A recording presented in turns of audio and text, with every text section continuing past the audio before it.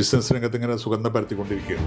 നാട്ടിലെ പിന്നെ കുരുത്തക്കേട് കൊണ്ട് വാപ്പാൻ്റെ കൂട്ടുകാരനെ കൂടെ എങ്ങനെയെങ്കിലും ഇവനെ നാട് കടത്തിയെന്ന് പറഞ്ഞിട്ട് വരികയാണ്. ഞാൻ എൻ്റെ പെർഫ്യൂമൊക്കെയും എൻ്റെ കുടുംബത്തിൻ്റെ പേരിലാണ് ഞാൻ എൻ്റെ ബ്രാൻഡ് ചെയ്ത് വിജയിപ്പിച്ചെടുത്തുള്ളത്. പക്ഷെ 1.5 മാസം എടുത്തിട്ട് ആകെ വിറ്റ 10 പീസ് പെർഫ്യൂമാണ്. അന്ന് ഞാൻ 2 പീസ് ബാക്കി വെക്കുമ്പോൾ ഞാൻ വിചാരിച്ചു മതി, ഈ 2 എണ്ണം എനിക്ക് അടിക്കുക, നിർത്താമെന്നുള്ള ഇതിലായിരുന്നു. നിനക്ക് 4 എണ്ണമായിട്ട് തരൂല, 12 പീസെങ്കിലേ തരുള്ളൂ എന്ന് പറഞ്ഞു. പിന്നെന്താ അന്ന് ആ ഒരു വരട്ടെന്ന് വെച്ചിട്ട് വീണ്ടും 12 എടുക്കുന്നു. എന്തോന്ന് അടി കൊച്ചാ ഈ കൊടുത്തയച്ചിരിക്കുന്നത്?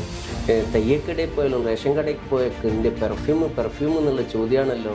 ഇത്രയും വർഷമായി ഇപ്പോഴാണോ ഒരു നല്ല പെർഫ്യൂം കൊടുത്തയച്ചെന്നുള്ളൊരു ആ ഒരു വോയിസ് ഇട്ടപ്പോൾ എനിക്ക് ഭയങ്കര ഒരു വാക്കുകളാണ് പിന്നെ ഒരു ധൈര്യം. അപ്പം അത് ഞാൻ എന്ത് ചെയ്ത് എടുത്ത് ടിക്ടോക്കിലിട്ട് അതൊരു 3 മണിക്കൂർ കൊണ്ട് 50,000 ആള് കണ്ട്. അന്നാണ് എൻ്റെ തലവര തെളിഞ്ഞതെന്ന് പറയാം. കാരണം നമ്മളൊരു പ്രൊഡക്റ്റ് ഉണ്ടാക്കിയത് കൊണ്ട് കാര്യമില്ല, അത് ജനങ്ങളിലേക്ക് എത്തുമ്പോഴേ എൻ്റെ റിസൾട്ട് വരുള്ളൂ എന്ന് മനസ്സിലാക്കി എൻ്റെ ഉമ്മാൻ്റെ പേരിലൊന്നും ആയിക്കോട്ടെ ഒരു പെർഫ്യൂം എന്ന് പറഞ്ഞിട്ട് ഇതാണ് ഫാത്തിമ ലവ് എന്ന് പറഞ്ഞിട്ട്. അപ്പം ഇതിലൊന്ന് ജസ്റ്റ് ഞാനൊരു ഇത് കൊടുത്തിട്ടുണ്ട്, the love of mother unconditional. ഈ പാതിരാക്കൊക്കെ നീ എന്തിനാണ് വരുന്നത്? എനിക്ക് അതിൽ ഒരു ചെറിയ ഒരു ദുഃഖാനുഭവം ഉണ്ടായിട്ടുണ്ട്. അത് ഞാൻ വീഡിയോയിൽ പറയുകയും ആ വീഡിയോ ചെയ്തതിന് ശേഷം അത് ഏകദേശം 500,000 ആളുകൾ കണ്ട് അതുവഴി ഒരുപാട് ബിസിനസ് എനിക്ക് നഷ്ടപ്പെട്ട പെർഫ്യൂമിൻ്റെ ഒരു 50 മടങ്ങ് 100 മടങ്ങ് പെർഫ്യൂം എന്ത് ചെയ്തിട്ടുണ്ട് ആ വീഡിയോ വഴി ഒന്ന് സെയിലായിട്ടുണ്ട്.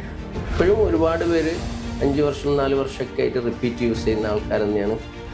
അത് 8 നിലയിൽ പൊട്ടുകയും ചെയ്തു. പിന്നെ അത് കഴിഞ്ഞിട്ട് 2020 ഈ പെർഫ്യൂമിലേക്ക് ഇറങ്ങുന്നത്. അത് പുതിയൊരു കൺസെപ്റ്റും കൂടി അതിൽ കൊണ്ടുവന്നിട്ടുണ്ട്. വലിയൊരു ബൾക്ക് എമൗണ്ട് വെച്ച് വലിയൊരു സംരംഭം തുടങ്ങുന്നതിനേക്കാളും അതിനൊരു 10ആയി ഭാഗിച്ചുകൊണ്ട് 10 സംരംഭം തുടങ്ങുക.